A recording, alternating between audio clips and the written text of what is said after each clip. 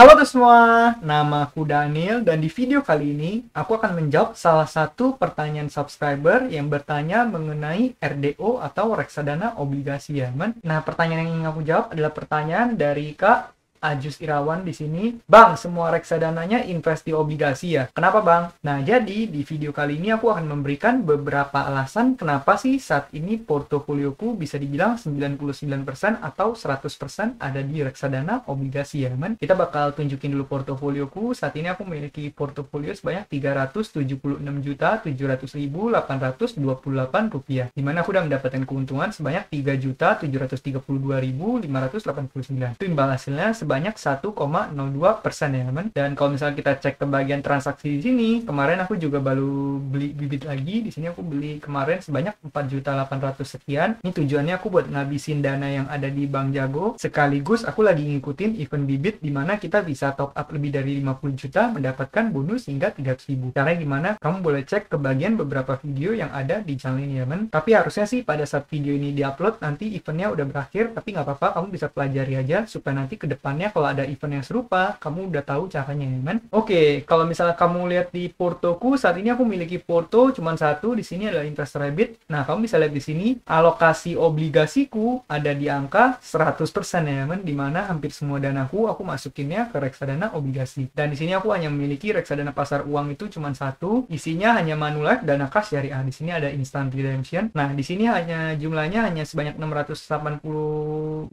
dan masih menunggu 380.000. Kenapa aku masih punya Manulife dan kas syariah? Ini tujuannya hanya untuk mengklaim cashback ya teman. Karena biasa kalau kita klaim cashback, kita nggak ada pilihan, reksadananya terpaksa dimasukin ke yang satu ini. Nah, kalau misalnya aku invest pribadi, ini kebanyakan semua reksadana obligasi ini, kamu bisa lihat 375 jutanya ada di reksadana obligasi. Dan yang aku beli hanya Sukor Investable Fund sebanyak jumlahnya segini, 170 juta. Sukor Invest Syariah Sukuk Fund juga 170 juta. Dan nama stabil di angka 25 jutaan. Nah, di sini pertanyaannya adalah kenapa semua reksadanaku investnya di obligasi? Jawabannya adalah aku udah berikan beberapa alasan di sini ya, men. Di sini aku udah siapin sheetnya. Ini adalah alasan kenapa untuk sementara aku membeli RDO semua. Nah, jadi ini bukan strategi absolut, ini hanya untuk sementara ya, men. Nah, yang pertama adalah dana darurat. Nah, jadi kenapa aku menggunakan RDO? Karena di RDO ini aku menggunakannya sebagai dana darurat. Dana darurat itu bersifatnya harus bisa ditarik sewaktu-waktu karena kita nggak tahu kapan musibah menimpa, kapan kita butuh dana darurat tersebut. Bisa aja kita tiba-tiba di layoff, bisa aja tiba-tiba kita ada kebutuhan khusus. Maka dari itu yang namanya dana darurat itu harus disediakan di tempat yang cukup fleksibel. Dan kenapa aku menggunakan reksadana obligasi ini untuk dana darurat? Jawabannya adalah karena reksadana obligasi yang aku pilih memiliki kenaikan yang stabil ya, men. Di sini aku juga bahas di sini kenaikan yang stabil untuk bermain lebih defensif untuk sementara waktu. Nah, seperti yang kamu ketahui kan belakangan aku main sedikit lebih defensif. Dan dengan kita menggunakan reksadana obligasi pilihan ini, reksadana obligasi ini adalah reksadana yang sifatnya selalu naik ya, men. Kamu bisa lihat, aku bakal coba buka beberapa contohnya, yaitu di sini adalah Sukor Investable Fund. Nih kamu bisa lihat kenaikannya itu sangat stabil ya. Dimana kalau misal kamu cek ke bagian bawah, drawdown-nya itu hanya di angka 0,04%. CAGR-nya sekitar 6% sekian. Dan kamu bisa lihat ini mereka udah selama beberapa tahun seperti ini ya, kan? Kalau nggak salah udah sekitar 2 tahunan. Ini kamu bisa cek dari 5 Maret 2020. Begitu juga dengan Sukor Invest Syariah Sukuk Fund. Tapi Syariah Sukuk Fund ini usianya masih lebih muda, ini lebih baru. Cuman performanya kira-kira mirip dan juga secara isi dan pertumbuhan portfolio juga kira-kira mirip ya, kan? Tapi di sini drawdown-nya sedikit lebih tinggi. Dan yang ketiga adalah dana mas stabil. Di sini dana mas stabil juga sama, cuma di sini aku taruh lebih sedikit karena di sini untuk masuk butuh modal yang lebih besar yaitu 10 juta ya, kan? Dan 10 juta biasanya kalau top up lebih nanti bakal dikenakan biaya bea materai. Jadi biasanya aku cukup menghindari. Dan juga di sini ada exit load-nya, kita nggak bisa keluar kalau misalnya belum investasi selama 3 bulan. Nah, jadi reksadana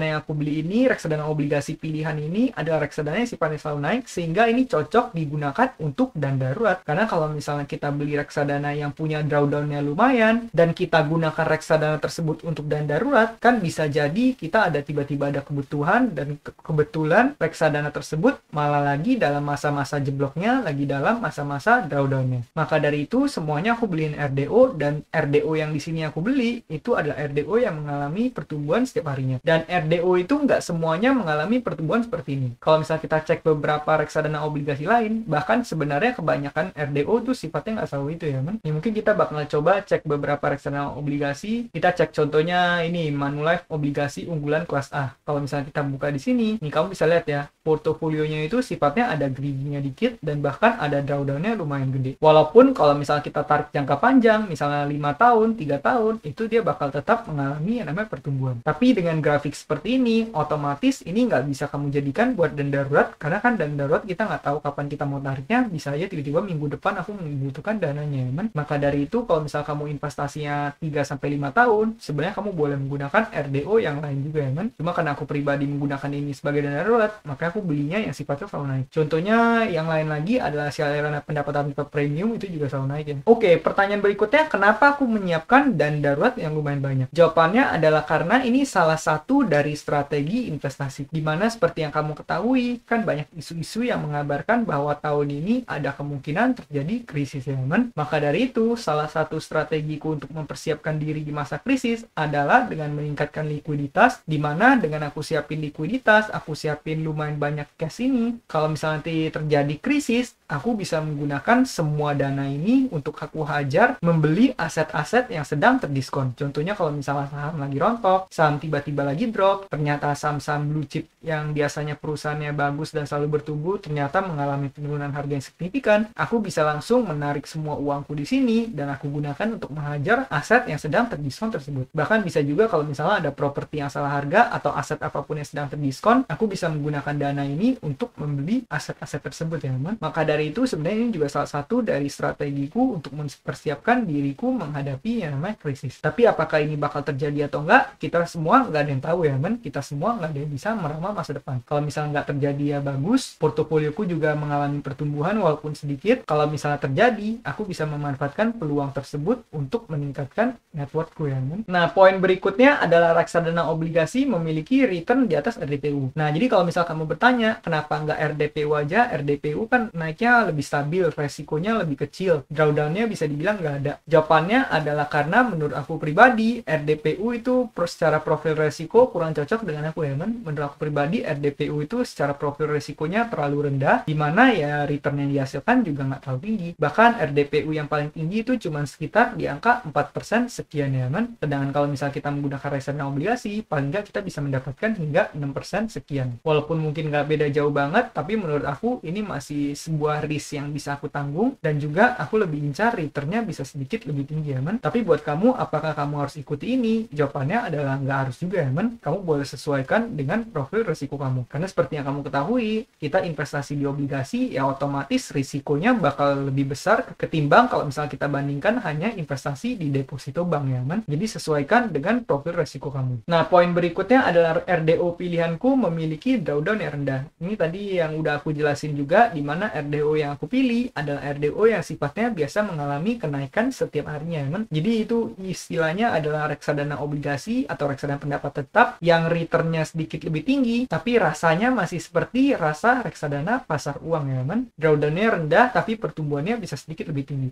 Tapi kalau kamu tanya resiko gimana, otomatis ya resiko pasti lebih tinggi daripada reksadana pasar uang ya, man. Nah, poin berikutnya ini juga yang aku suka, yaitu fleksibilitas untuk tarik dan setor kapanpun. Nah, seperti yang kita ketahui, yang namanya reksadana itu sifatnya adalah kamu bisa tarik dan setor kapanpun. Cuma, kalau misalnya kamu menggunakan reksadana yang buat jangka panjang, seperti contohnya reksadana saham, kan dia memiliki volatilitas yang lebih tinggi. Jadi otomatis, walaupun kamu bisa tarik dan setor kapanpun, tapi itu artinya kamu nggak bisa tarik sewaktu-waktu ya, kan? Karena bisa aja pada saat kamu pengen tarik, itu portofolio kamu sedang mengalami yang namanya penurunan. Sedangkan kalau misalnya kamu membeli reksadana yang sifatnya selalu naik, itu kamu bisa tarik kapanpun tanpa perlu khawatir porto kamu dalam keadaan minus ya, kan? Dan di sini yang aku incar adalah fleksibilitas untuk bisa ditarik kapanpun ya, karena seperti poin yang tadi lagi, ini adalah untuk mempersiapkan diriku menghadapi krisis ya, kan? Jadi untuk saat ini aku mainnya sedikit lebih defensif. Tapi apakah selamanya aku akan bermain seperti ini? Jawabannya adalah enggak. Kalau misalnya nanti di kedepannya aku udah melihat beberapa indikator di mana aku udah lebih merasa bahwa bakal lebih aman, bahwa aku bisa main sedikit lebih ofensif lagi, bahwa ekonomi udah sedikit membaik, mungkin aku bakal perlahan-lahan mulai menggunakan strategiku yang digunakan di masa lalu, di mana aku kebanyakan berinvestasi di P2P lending dan juga mungkin sedikit diversifikasi ke saham, teman. Nah, berikutnya juga ini poin yang lumayan penting, yaitu minimum top up-nya kecil, di mana kalau misalnya reksadana yang aku beli ini rata-rata memiliki minimum top up-nya kecil ya. Contohnya Sukor Invest Syariah Sukupan itu kalau nggak salah kamu 100.000 juga udah bisa invest. Nah, menurut aku ini menarik banget ya. Jadi kalau misalnya kadang aku ada dana nganggur, daripada nggak diapa-apain, daripada uangnya kepake, ya udah aku langsung masukin aja supaya aku lupain kalau misalnya aku punya uang tersebut. Misalnya Sukor Invest Stable Fund, kalau misalnya kita buka di sini, kamu bisa cek minimum pembeliannya itu hanya 100.000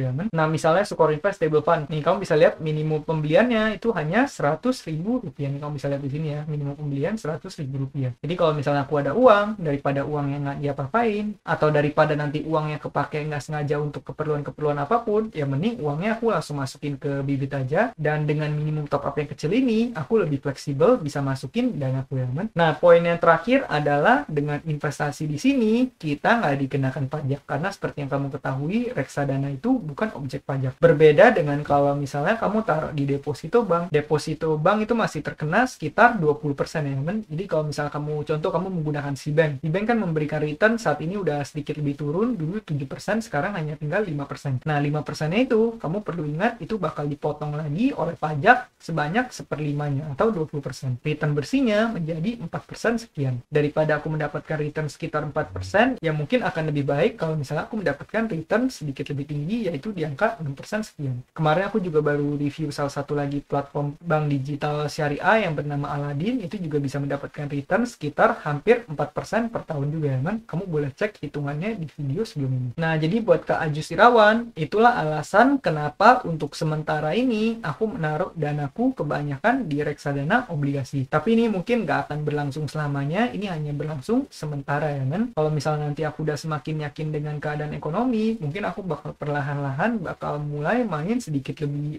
ofensif lagi seperti biasanya, man. Karena dengan aku main sedikit lebih ofensif, otomatis bisa menghasilkan return yang sedikit lebih baik ya, man. Dan juga buat kita yang masih muda, akan lebih baik sebenarnya kalau kita sedikit lebih ofensif ketimbang kalau misalnya kita udah lebih senior ya, man. Karena kalau misalnya kita udah lebih di senior, usianya udah lebih lanjut, otomatis nanti kita bakal lebih banyak tanggungan, terus juga kita nggak bisa mengambil resiko seperti di saat kita masih muda. Nah, jadi gitu ya, man. Semoga jawaban ini bisa membantu buat Kak Ajus Irawan. Kalau misal kamu ada pertanyaan lagi, boleh tulis kolom komentar, nanti aku bakal bantu jawab ya, man. Aku juga perlu disclaimer bahwa jawaban-jawaban yang aku berikan itu belum tentu absolut benar ya, man. Karena aku pribadi bukanlah seorang financial planner, aku pribadi hanya seorang karyawan yang sedang bekerja di luar negeri, dan kebetulan aku suka yang namanya investasi ya, man, atau mengelola keuangan. Nah, mungkin sekian aja videoku pada kali ini, semoga video ini bermanfaat. Akhir kata, jangan lupa untuk selalu invest in yourself.